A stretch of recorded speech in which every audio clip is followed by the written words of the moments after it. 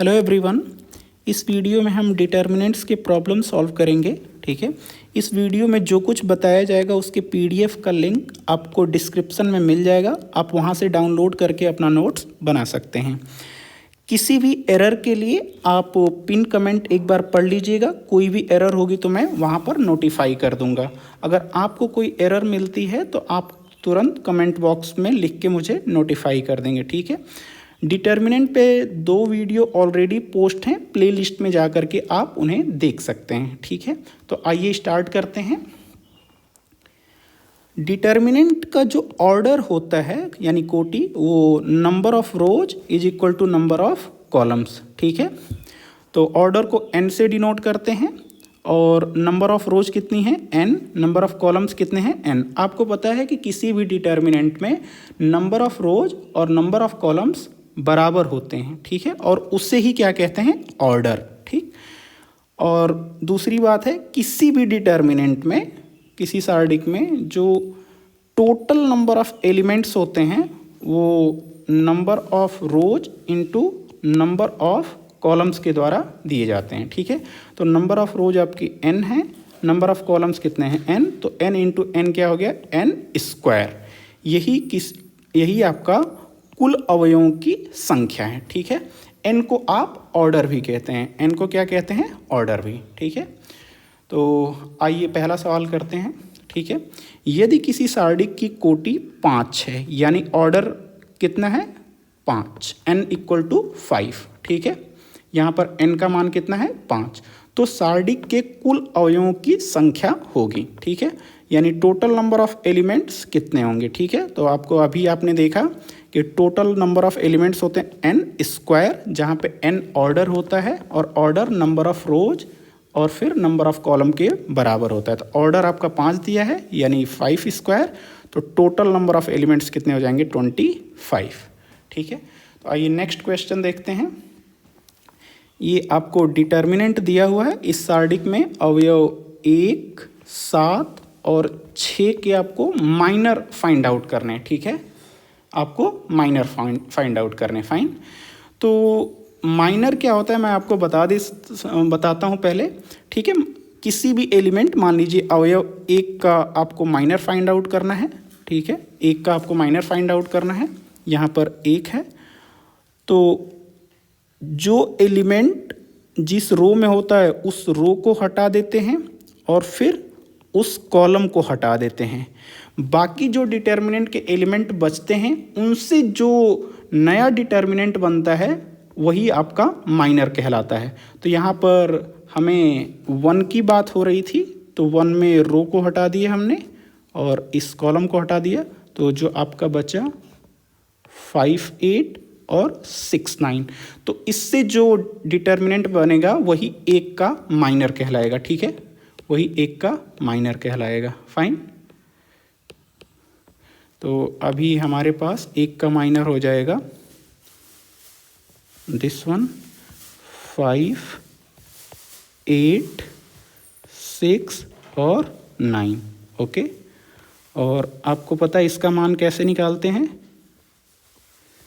ये दोनों का गुणा होता है यानी 5 इंटू 9 माइनस 6 इंटू 8, 6 इंटू 8, तो ये हो गया 45 माइनस 48 यानी -3।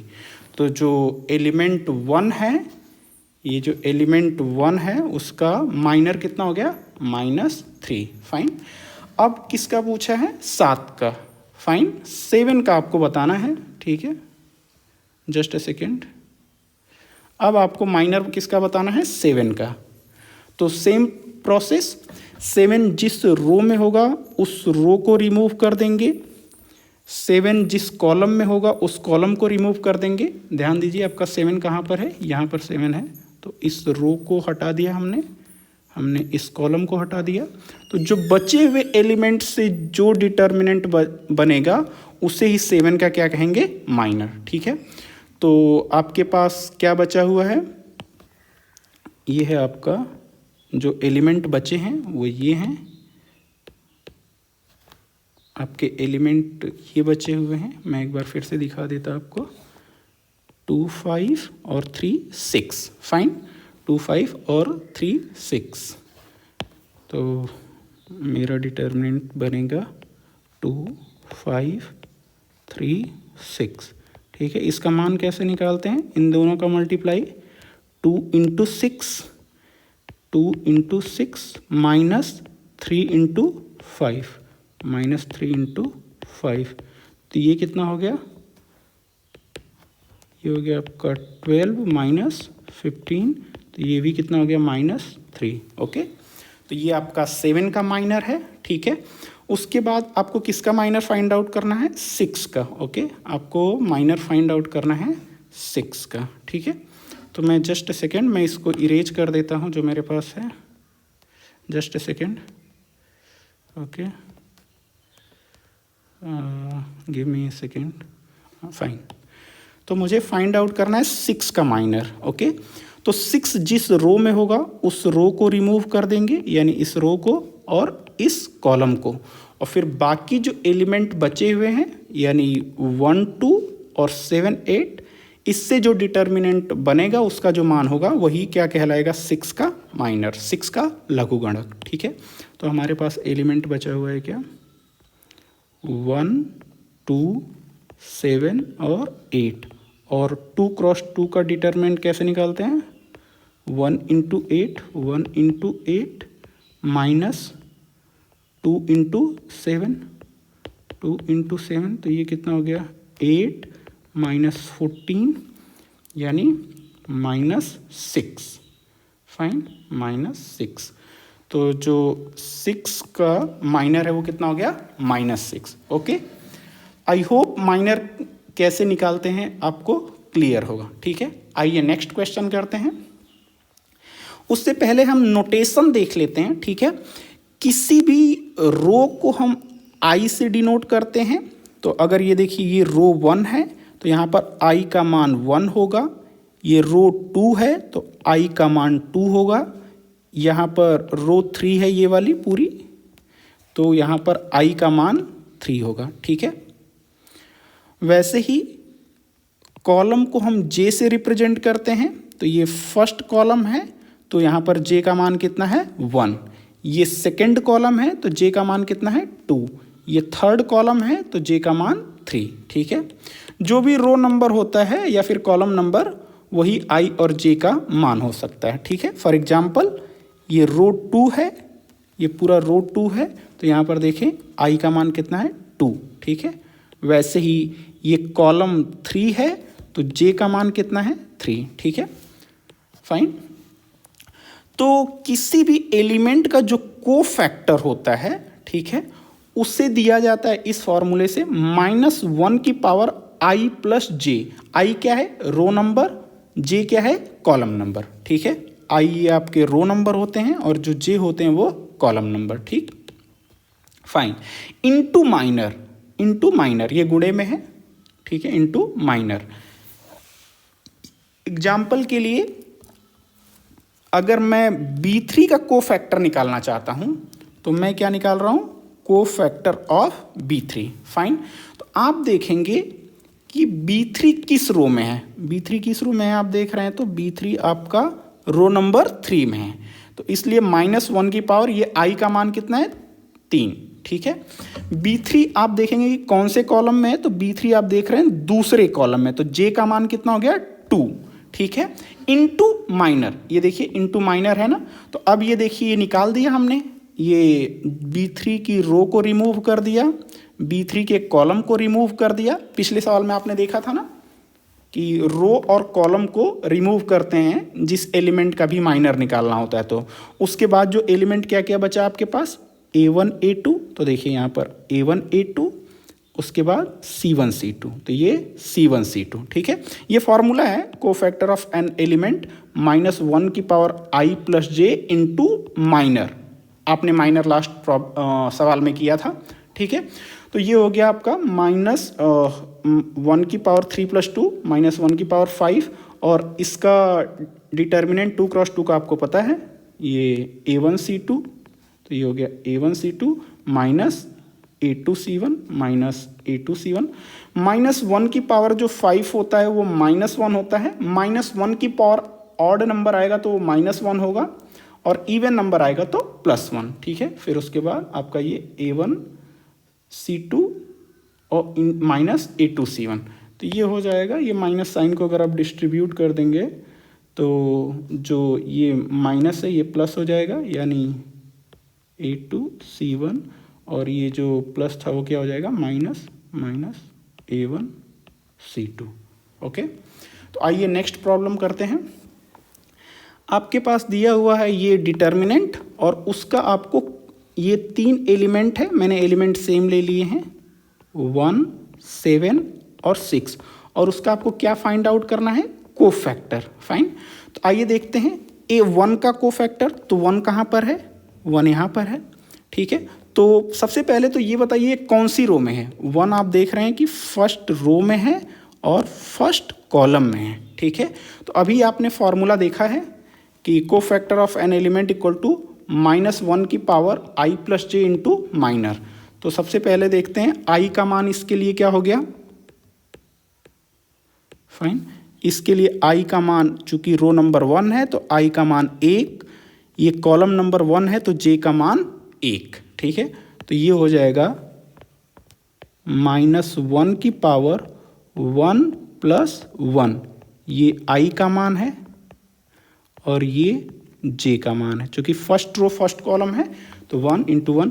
उसके बाद जो माइनर होगा तो ये रो और कॉलम हमने रिमूव कर दिया है, जिसमें 1 है उस रो को रिमूव कर दिया, उस कॉलम को रिमूव कर दिया, तो जो बाकी बचा हुआ एलिमेंट है उससे जो डिटर्मिनेंट बनेगा वो माइनर कहलाएगा। ठीक है, तो 5, 8, 6, 9 से जो डिटर्मिनेंट बनेगा वो इसका माइनर कहलाएगा। ठीक है, तो हम लिख देते हैं इसका माइनर कितना हो गया, यहाँ पर 5 और ये 8, ये 6 और 9।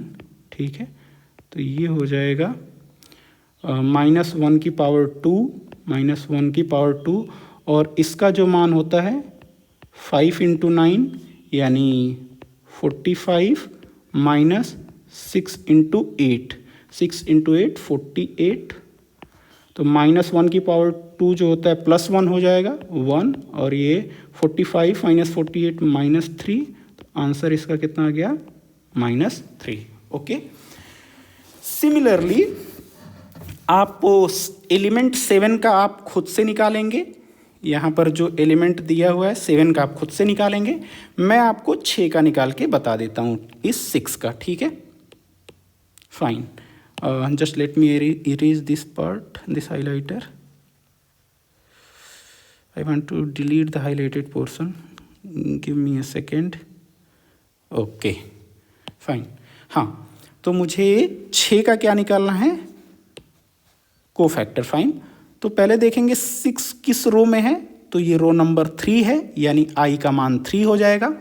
कॉलम कौन सा है, ये दूसरा कॉलम है तो j का मान 2 हो जाएगा। ठीक है, तो उसके बाद ये हो गया -1 की power row number 3 plus column number 2, और जो बच्चे और इनटू माइनर।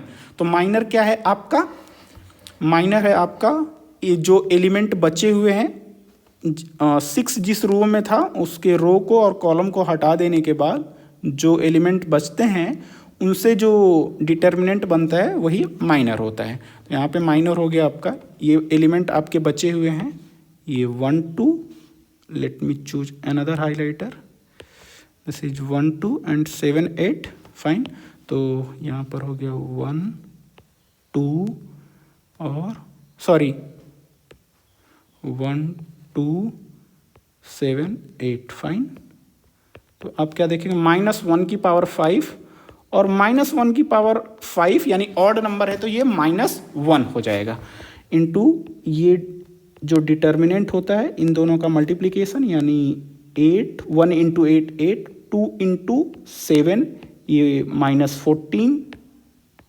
फाइन, -1 की पावर 5 इज इक्वल टू -1, और 8 -14 तो ये हो गया -6, तो ये इसका आंसर कितना आ गया, +6। ओके, इसका आंसर आ गया +6। ठीक है, इसका आंसर आपका आना चाहिए -3। आप खुद से चेक कीजिएगा, इसका आंसर आएगा -3। ठीक है, ओके। नेक्स्ट क्वेश्चन देखते हैं। ये निम्न सारणी का विस्तार के द्वारा मान निकालें। जस्ट ये 2 क्रॉस 2 का डिटर्मिनेंट है, इसका मान निकालना है। तो ये तो कई बार कर चुके हैं। ठीक है, ये कैसे निकालते हैं आप, ये 2 × 6, ये जो डायगोनल एलिमेंट है इनका मल्टीप्लाई करते हैं, 2 × 6 माइनस इन दो एलिमेंट्स का मल्टीप्लाई करते हैं, यानी 5 × 4 माइनस 5 × 4, तो ये हो गया 12 माइनस 20, ये कितना आंसर हो गया -8। ठीक है, तो इसका आंसर हो गया -8। ठीक है, नेक्स्ट क्वेश्चन, ये फिर से सेम सवाल है। तो आप क्या देखते हैं कि इन दोनों का जब मल्टीप्लिकेशन होगा cos x × cos x cos x minus ये इन दोनों का मल्टीप्लिकेशन यानी minus sin x × sin x fine. तो ये हो गया आपका cos स्क्वायर x, और ये माइनस इंटू माइनस आपका प्लस हो गया sin स्क्वायर x। और ये आइडेंटिटी तो सबको पता होगी कि cos square x plus sin square x = 1। ठीक है, ये दोनों कोण बराबर हों और उनका स्क्वायर कर दिया जाए कोसाइन और साइन के साथ, तो वो कितना होता है 1। ठीक, = 1। तो इसका आंसर कितना है 1। ठीक है, फाइन। नेक्स्ट सवाल देखते हैं। निम्न सारणी का मान, ये 3 × 3 का डिटर्मिनेंट है। ठीक है, सारणी का मान विस्तार के द्वारा आपको निकालना है। ठीक है, तो आइए, अभी तो हमने 2 × 2 का देखा था, अब 3 × 3 का डिटर्मिनेंट कैसे निकालते हैं देख लीजिए। ठीक है, मैं पहले बता चुका हूँ, फिर भी just for the shake of completeness मैं यहाँ दोबारा बता रहा हूँ। तो सबसे पहले हम फर्स्ट रो के अक्रॉस ओपन कर रहे हैं। ठीक है, इस रो के सापेक्ष हम इसका मान निकाल रहे हैं। ठीक है, तो सबसे पहले हम क्या कर रहे हैं, सबसे पहले 2 यानी 2, और उसके बाद 2 जिस रो में रहता है उस रो और कॉलम को रिमूव करने के बाद जो एलिमेंट बचते हैं, ये ख़त्म, ये ख़त्म, उसके बाद ये आपका मल्टीप्लाई होगा 4 × 9 माइनस 2 × 6, तो मैं लिख देता हूँ 4 × 9 माइनस 6 × 2। उसके बाद आपका, just let me remove this part, just a second, fine, okay. उसके बाद -5 और उसके बाद 5 जिस रो में रहता है उस रो और उस कॉलम को हटा देते हैं। पहले रो को हटाते हैं, ये रो रिमूव कर दिए, ये कॉलम रिमूव कर दिए। उसके बाद जो एलिमेंट है उनका डिटर्मिनेंट का मान निकालते हैं। तो 3 × 9 और 7 × 2। ठीक है, तो ये हो गया आपका, सॉरी, 3 × 9 माइनस 7 × 2। उसके बाद प्लस, ये साइन ऐसे चलता है, पहले यहाँ पर प्लस है, फिर माइनस है, फिर प्लस। ठीक है, इसका रीजन मैं पिछले वीडियो में बता चुका हूँ। उसके बाद आपका आ गया +5। तो just let me remove this part, okay. After that, हाँ, ये I am sorry, this should be 7, not 5, this 7, this one, right? तो +7 टाइम्स 7 जिस रो में है उसको रिमूव कर देंगे, जिस कॉलम में है उसको रिमूव कर देंगे। ठीक है, उसके बाद जो बचा हुआ माइनर होगा उसका मान निकालते हैं, यानी 3 × 6 माइनस 7 × 4, फाइन। तो ये हो गया 7 टाइम्स 3 × 6 माइनस 7 × 4। तो ये कितना हो गया 2 टाइम्स, ये हो गया 36 माइनस 12, ये हो गया -5, 27 minus 14 plus 7 times 18 minus 28। Fine, तो ये हो गया, ये आपका हो गया 24 दूना 48, दिस इज 48 माइनस 5 टाइम्स ये कितना हो गया 13 पचे 65, दिस इज 13 इंटू 13 और प्लस ये कितना आ गया -70, ये हो गया आपका 10 -70, राइट, -70। तो आई थिंक ये हो गया आपका 48 minus 65 minus 70, that is equal to ये 48 माइनस 135 और ये हो जाएगा आपका -87। ओके, ये हो गया आपका -87। कैलकुलेशन कर लीजिएगा, ठीक है। ओके, आई थिंक ये करेक्ट आंसर है -87। फाइन।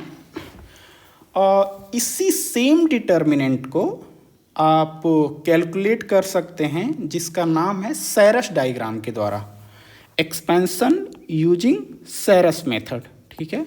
आप इसका एक्सपेंशन कर सकते हैं बाय सैरस डायग्राम। तो सैरस डायग्राम में क्या होता है, जो आपका डिटर्मिनेंट है 2 3 7, ये कॉलम 1, 5 4 6 कॉलम 2, 7 2 9 कॉलम 3, इनको तो एज इट इज लिख लेते हैं, ठीक है। तो आप यहाँ पे देखिए जस्ट उनको एज इट इज लिख लिया गया है, ठीक है। उसके बाद आप क्या करते हैं, C1 और C2 को कॉपी कर देते हैं एज इट इज। तो आपके पास C1 क्या है, ये 2 3 7, तो मैं 2 3 7 को कॉपी कर दूंगा, 2 3 7। C1 और C2 को भी कॉपी करते हैं, ओके। C1 C2 को एज इट इज कॉपी कर देते हैं। तो C2 क्या है 5 4 6, तो मैं इसको कॉपी कर दे रहा हूं 5 4 6। ये C1 C2 को एज इट इज कॉपी कर देते हैं, ठीक है। उसके बाद देखिए, जस्ट लेट मी रिमूव, उसके बाद जो मल्टीप्लिकेशन होता है वो कुछ इस तरीके का होता है। देखिए सैरस डायग्राम के द्वारा 2 4 9 का मल्टीप्लिकेशन होगा, 5 2 और 7 का मल्टीप्लिकेशन होगा, 7 3 और 6 का मल्टीप्लिकेशन होगा, ठीक है। इस तरीके से डायग्राम थोड़ा क्लियरली देख लीजिए और इसको प्रैक्टिस कर लीजिएगा, ठीक है। तो अगर आप इसको मल्टीप्लाई करते हैं, फिर से मैं बता देता, 2 4 और 9, तो ये कितना आ जाएगा 4 2 8, 4 2 चौके 8 9 72, तो ये आ गया आपका 72, तो ये आ गया आपका 72। मैं नीचे मल्टीप्लिकेशन लिख रहा हूँ इन तीनों नंबर का। फिर उसके बाद आप मल्टीप्लाई करते हैं 5 × 2 × 7, 5 दूना 10 7 70 यानी 70, ये आ गया आपका 70। उसके बाद इन तीनों को मल्टीप्लाई करते हैं, 7 लिख के 21 छक्का 21 × 6 126, ठीक है। ओके, ये 126 हो जाएगा, 126 आप खुद से कर लीजिएगा, ठीक है। फाइन। अब उसके बाद इन तीनों को हम जोड़ देते हैं, फाइन। इन तीनों को आप जोड़ेंगे तो 70 70 140 142 और 126 268, ये आप खुद से जोड़ लीजिएगा, ये आएगा आपका 268। फाइन, ये 142 हो गया और ये 126, ठीक है, 268। फाइन। उसके बाद आप ये देखिए डायग्राम थोड़ा ध्यान से देखिएगा और इसको बना के खुद से प्रैक्टिस कर लीजिएगा, अदरवाइज प्रॉब्लम क्रिएट करता है। फिर देखिए मैं दूसरे कलर का हाइलाइटर ले लेता हूं। फाइन, 7 × 4 × 7, राइट, 7 × 4 × 7, तो ये हो जाएगा आपका सातों का 28 सते 196। ओके, आप ऐसे कर सकते हैं 7 इंटू 7 49 इंटू 4 कितना हो जाएगा 196। 197 इंटू 4 इंटू 7 ये आपका आ गया 196 प्लस उसके बाद फिर से आपका 6 इंटू 2 इंटू 2 6 दूना के 12 दूना के 24 तो ये आ गया आपका 24। इन जो भी आता है उसको जोड़ते हैं, ठीक है। उसके बाद आपका आ गया 9 इंटू 3 27 और गुणे 5 तो ये आ गया आपका 135। ये आ गया आपका 135। तो ये जो तीनों मल्टीप्लिकेशन आए हैं आपके ये और ये, इन तीनों को भी जोड़ लेते हैं, ठीक है। इन तीनों को जोड़ लिया आपने तो क्या आ गया, ये आ जाएगा 220 और 355, ये आ जाएगा 355। ओके, उसके बाद जो डिटर्मिनेंट का जो मान होता है इसमें से इसको घटा देते हैं, यानी नीचे जो प्रोडक्ट आता है उसमें ऊपर वाले को घटा देते हैं, ठीक है। तो ये आ गया आपका 268 माइनस 355 55 32। तो ये आंसर जो आ गया डिटर्मिनेंट का मान हो गया -87, ठीक है। तो आपने देखा कि यहाँ से भी मान आपका -87 था और यहाँ से भी मान 87। तो आप डिटर्मिनेंट का मान दो तरीके से निकाल सकते हैं, ठीक है। एक तो ये मेथड है और दूसरा सैरस डायग्राम। सैरस डायग्राम को प्रैक्टिस कर लीजिएगा क्योंकि एक बार में ये नहीं होता है, ये प्रॉपर अरेंजमेंट होनी चाहिए इनकी। ये जो अरेंज्ड हैं ये ठीक तरीके से अरेंज्ड होने चाहिए, तभी ये इस तरीके से डायग्राम बन पाता है, ठीक है।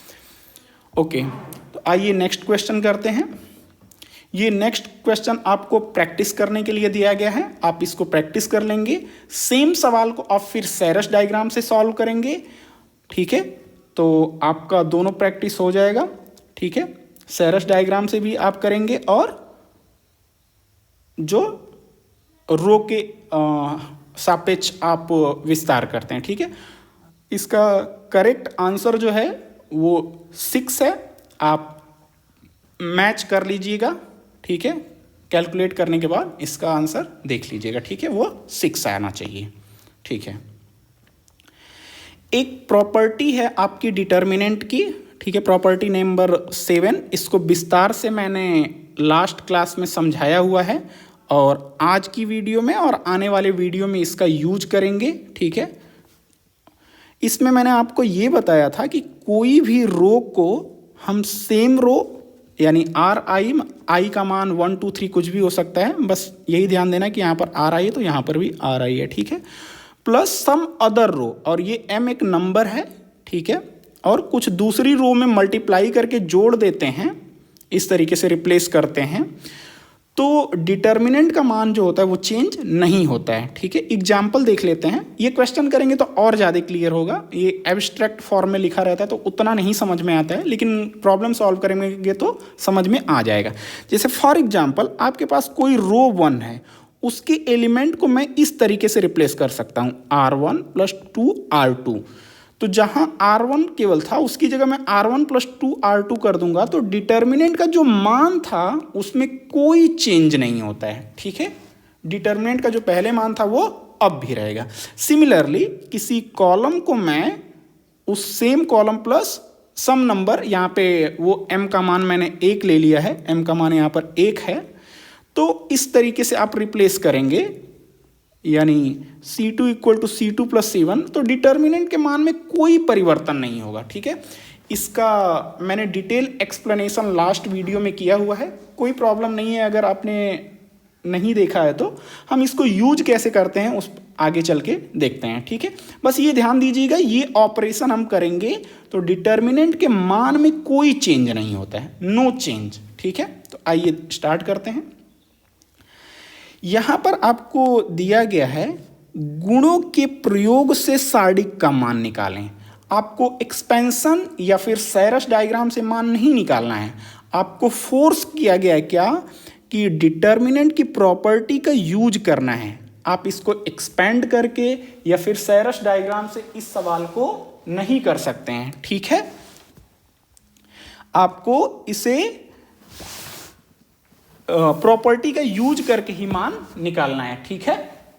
ओनली अदरवाइज ये प्रॉब्लम सही नहीं होगा, ठीक है।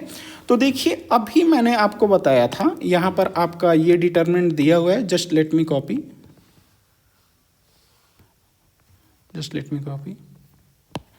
Let me paste it here, fine.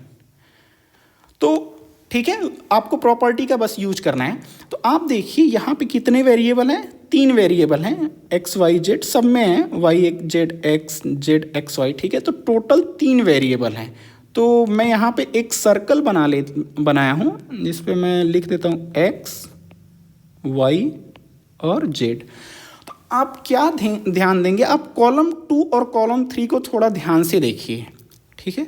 Column 2 में यहाँ पर एक्स है, यहाँ पर क्या है, y और z है, ठीक है, यानी तीनों हैं x y z। और यहाँ पर क्या है, y है और z x है, यानी तीनों हैं। यहाँ पर z है तो यहाँ पे क्या है, x y, ठीक है, यानी तीनों एलिमेंट है। तो अगर मैं, आप ध्यान से देखिए, थोड़ा मैं करता हूँ, उसके बाद अगर नहीं समझ में आएगा तो कमेंट कीजिएगा।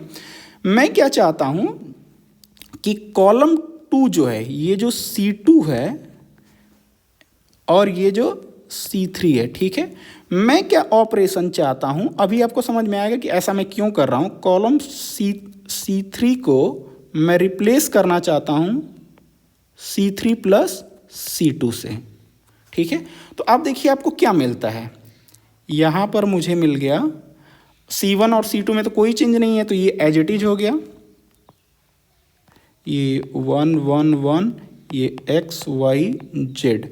तो आप क्या देख रहे हैं कि जो C3 है, जो C3 का हर एक एलिमेंट होगा C3 और C2 का सम होगा।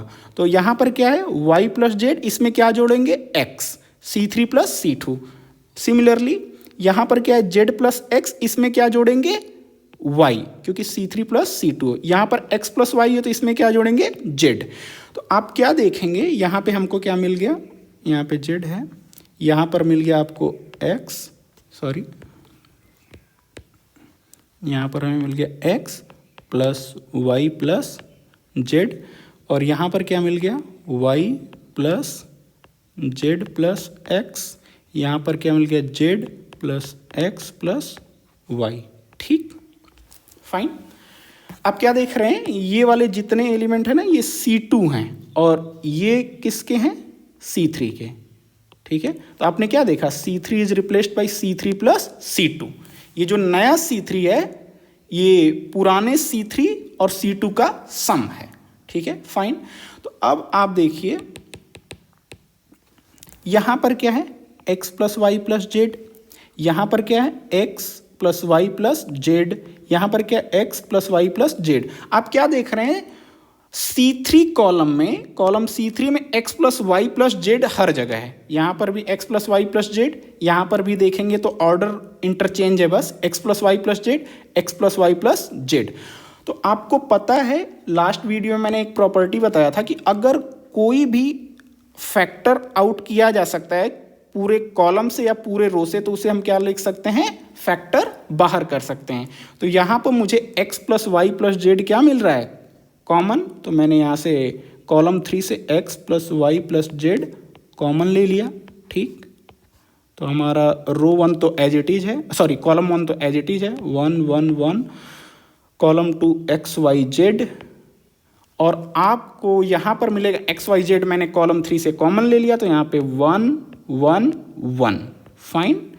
आप क्या देख रहे हैं यहाँ पर कि कॉलम 1 और कॉलम 3 आइडेंटिकल है, कॉलम 1 और कॉलम 3 आइडेंटिकल है।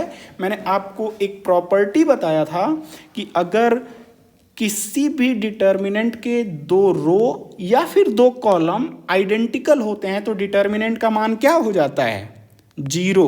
तो मैं लिख दूंगा यहाँ पर एक्स वाई जेड और डिटर्मिनेंट का मान कितना आएगा 0। क्यों? Because C1 is equal to C3। चूंकि ये आइडेंटिकल है इसलिए डिटर्मिनेंट का मान क्या है 0। तो डिटर्मिनेंट का मान, ये टोटल मान कितना होगा X Y Z into 0 is equal to 0। ठीक है, तो ये अपने प्रॉपर्टी का यूज करके डिटर्मिनेंट का मान निकाला है, ना कि एक्सपेंड करके और ना ही सेरस डायग्राम से। ठीक है, तो आपको शायद समझ में आया होगा कि मैंने ये ऑपरेशन क्यों अप्लाई किया। क्योंकि मैंने देखा कि यहाँ पर जो वाई जेड है, यहाँ पर एक्स यहाँ पर है, इन तीनों में ये साइक्लिक ऑर्डर चलता रहता है इनका। ठीक है, यहाँ पर वाई है, यहाँ जेड एक्स है, ठीक है, यहाँ पर एक्स वाई है और यहाँ पर जेड है। तो जो तीनों में नहीं था वो यहाँ पे दिया हुआ था, जो कॉलम 3 में नहीं था एक एलिमेंट वो यहाँ पर दिया हुआ था, इसलिए मैंने जोड़ दिया। और फिर जोड़ने के बाद हमने क्या देखा कि x plus Y plus Z column 3 से कॉमन ले सकते हैं, तो हमने वो कॉमन ले लिया, तो यहाँ पे 1 आ गया पूरा। तो फिर हमने देखा कि C1 और C3 आइडेंटिकल हैं, इसलिए डिटर्मिनेंट का मान क्या हो गया 0, because C1 equal to C3। ठीक है, तो इसलिए इस पूरे डिटर्मिनेंट का मान कितना हो गया 0। ओके, हाँ, यही मैं कह रहा था कि ये ऑपरेशन अप्लाई करने के बाद भी डिटर्मिनेंट का मान सेम रहता है, तो ये वाली डिटर्मिनेंट बिल्कुल इसके इक्वल है। ठीक है, फाइन। डिटर्मिनेंट का मान ये ऑपरेशन अप्लाई करने के बाद भी नहीं बदलता है। ठीक है, तो आइए नेक्स्ट क्वेश्चन देखते हैं। नेक्स्ट क्वेश्चन जस्ट आपके प्रैक्टिस के लिए दिया गया है, बस लेटर चेंज हो गए हैं। यहाँ पर ए है, यहाँ पर बी है और यहाँ पर सी है। ठीक है, तो सेम प्रोसेस अप्लाई करेंगे। मैंने यहाँ पर कॉलम 3 को रिप्लेस किया है C3 प्लस C2 से। आप ये भी कर सकते हैं, ऐसा नहीं कि सिर्फ यही कर सकते हैं, आप C2 को भी रिप्लेस कर सकते हैं C2 प्लस C3, तो भी सेम रिजल्ट आएगा। ठीक है, या फिर ठीक है ये कर देंगे तो भी रिजल्ट सेम आएगा। ठीक है, और आप ये भी कर देंगे, फिर x plus Y plus Z यहाँ पर आ जाएगा। ठीक है, फिर वो कॉमन ले लेंगे, फिर यहाँ पर 1 1 1 आ जाएगा। ठीक है, तो उसमें आप कई तरीके से कर सकते हैं, कोई दिक्कत नहीं है। ठीक है, यहाँ पर भी वही चीज़ है। ठीक है, तो आप स्वयं कर लीजिएगा। यहाँ पर भी आप C2 को रिप्लेस कर सकते हैं या फिर C3 को रिप्लेस कर सकते हैं। ठीक है, और फिर कॉमन लेने के बाद इसका भी आंसर 0 आएगा। ठीक है, आइए नेक्स्ट प्रॉब्लम करते हैं। फिर ये कह रहा है कि गुणों का प्रयोग करके, देखिए आपको फिर से कह रहा है गुणों का प्रयोग करना, इसको एक्सपेंड आप नहीं कर सकते हैं। ठीक है, गुणों का प्रयोग करके आपको सार्डिक का मान निकालना है। ठीक है, तो ये डिटर्मिनेंट आपको दिया हुआ है, तो आप क्या देख रहे हैं, इसके एलिमेंट क्या हैं 3 - 2 3 - 2 1, फाइन, -1 2 - 2 -1 2 -2, यस। अब आप देखिए रो 2 को देखिए, -1 2 -2, रो 3 को देखिए, -1 2 -2। तो आप क्या देख रहे हैं कि एकदम जो R2 है आपकी वो बिल्कुल आइडेंटिकल किसके है, R3 के। रो 2 इज इक्वल टू रो 3, इसलिए इस डिटर्मिनेंट का मान कितना हो जाएगा 0। जब दो रो या फिर दो कॉलम आइडेंटिकल हो जाते हैं तो डिटर्मिनेंट का मान 0 हो जाता है। ये एक प्रॉपर्टी है। ठीक है, जो कि मैंने प्रॉपर्टी के वीडियो में आपको बताया हुआ है। ठीक है, ये एक और सवाल है, फिर से आपको क्या कह रहा है कि बिना प्रसार किए, फिर से आपको एक्सपेंड नहीं करना है, ना तो रो के सापेक्ष जो एक्सपेंशन करते हैं या फिर सेरस डायग्राम, उसके बिना आपको करना है। ठीक है, तो हमारे पास जो एलिमेंट दिया हुआ है 10 9 और 19, 5 12 और 17, 8 9 और 17, तो अगर आप ऑब्जर्व करेंगे तो देखिए 10 और 9 का सम कितना होता है 19, फाइन। 5 और 12 का सम कितना होता है 17, 8 और 9 का सम कितना है 17। तो आप क्या देख रहे हैं कि इन दोनों का सम तीसरे में है। ठीक है, तो मैं एक काम कर सकता हूं क्या कि अगर देखिए, अगर मैं C2 को रिप्लेस कर दूं, कैसे, C2 प्लस C1 से, ठीक है। तो आप क्या देखते हैं, अगर ऐसा मैं करूँगा तो यानी कॉलम 1 तो एज इट इज रहेगा, देखिए 10, 5 और 8, फाइन। उसके बाद C2 को हमें रिप्लेस करना है किसके सम से, ये जो कॉलम है वो रिप्लेस हो जाएगा, उसमें क्या होगा, उसके एलिमेंट क्या होंगे, ये खुद होंगे और उसमें ऐड क्या होगा, C1, यही तो है, C2 is replaced by C2 plus C1, ठीक है। तो देखिए यहाँ जो 9 था वो 9 प्लस 10 यानी 19, यहाँ पर 19, ये 12 था तो 12 प्लस 5 17, ये हो गया 17, ठीक है। ये 9 था तो 9 प्लस 8, ये कितना हो गया 17, और यहाँ पर हो गया 19, 17 और 17। मैंने आपको बताया कि ये डिटर्मिनेंट और ये डिटर्मिनेंट क्या है, बिल्कुल ही इक्वल हैं, ठीक है, बिल्कुल ही इक्वल। ये लीनियर ऑपरेशन कहलाता है, और लीनियर ऑपरेशन करने के बाद डिटर्मिनेंट के मान में कोई परिवर्तन नहीं होता है, ठीक है। तो अब देखिए आपका कॉलम 2 और कॉलम 3 क्या है, बिल्कुल आइडेंटिकल है। और जब किसी भी डिटर्मिनेंट के 2 रो या फिर 2 कॉलम अगर आइडेंटिकल हो जाते हैं तो डिटर्मिनेंट का मान कितना हो जाता है, डिटर्मिनेंट का मान 0 हो जाता है। क्यों, क्योंकि यहाँ पर C2 is equal to C3, 2 column identical हैं, इसलिए डिटर्मिनेंट का मान 0 है। यहाँ पर मैंने ये ऑपरेशन लगाया है, आप कई तरीके से ऑपरेशन लगा सकते हैं, जरूरी नहीं है कि जैसा मैंने किया है वैसा ही आप करें, ठीक है। आप यहाँ पर ये भी सोच सकते हैं कि देखिए जैसे अगर C3 को रिप्लेस कर दीजिए, फॉर एग्जांपल मैं अदर तरीके भी बता देता हूँ कि ऐसा नहीं है कि जो मैं किया हूँ बस उसी तरीके से किया जाता है।